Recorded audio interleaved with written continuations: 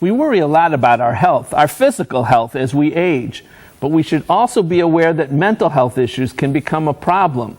Rich Brody has good news and he has bad news to share on the topic. Rich is the President and Chief Executive Officer of the Benjamin Rose Institute. Thanks for joining us, Rich. Glad to be here. All right, let's start with good news. Tell us the good news. Well, the good news is that older people actually statistically, on average, report themselves to be happier than most others because they've attained a position in life where they've adjusted and they've achieved a lot of their goals in life, and they're pretty happy. Great. What's the bad news? Well, the downside is that older people, like all of us, do experience depressive disorders and other mental health conditions, and the extent to which that happens because of losses or other experiences, more older people are likely to encounter, simply because as life goes on, there are more things that happen in their life. And I know from my experience that a lot of times people will assume that when there's a bad incident, a death or something, and a person's sad, that's depression. But that can cause more problems if we make the wrong assumptions. Well, that is actually the biggest part of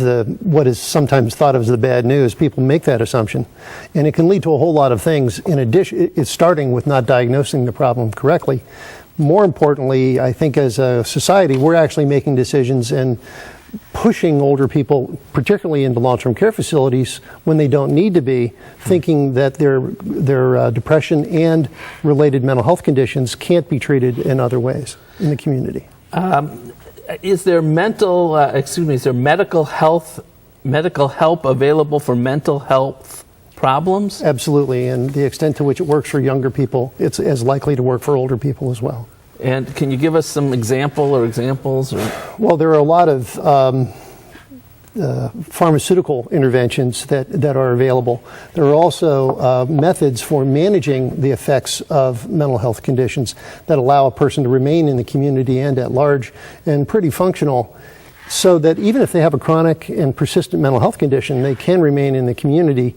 But like many other things, it takes technique, and it also takes a willingness to stick with it. And often there's almost a team approach to this. Tell me about that. Absolutely. Because as a person grows older, and if they have these other conditions, they're likely to also begin to have physical conditions that impact their ability to function on their own. You need to have a highly coordinated team.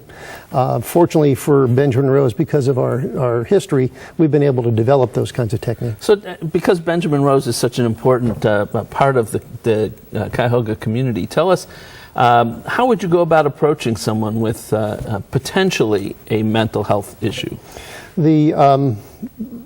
Not being the clinician, there are assessment protocols that we would ask the person to go through. At the same time, we would also make sure that we were aware of any medical conditions and functional impairments that would go along with the assessment.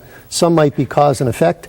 Some just simply exist side by side, and in all cases, you have to manage both at the same time to be successful. And so once the assessment's made, then you can set forth a program which might include home care. It might include some oversight management and things like that. Well, as a state official, you know that one of the fastest growing segments of the population under Medicaid in long-term care facilities are people with mental health conditions.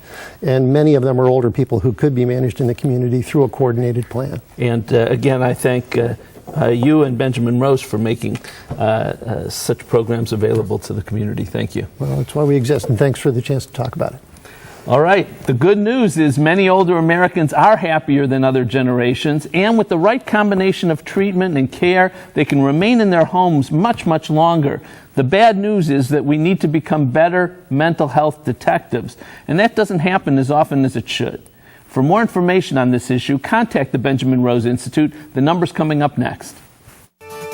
For more information, call the Benjamin Rose Institute at 216-791-8000 or click to www.benrose.org. Next, how to avoid a reverse mortgage trap.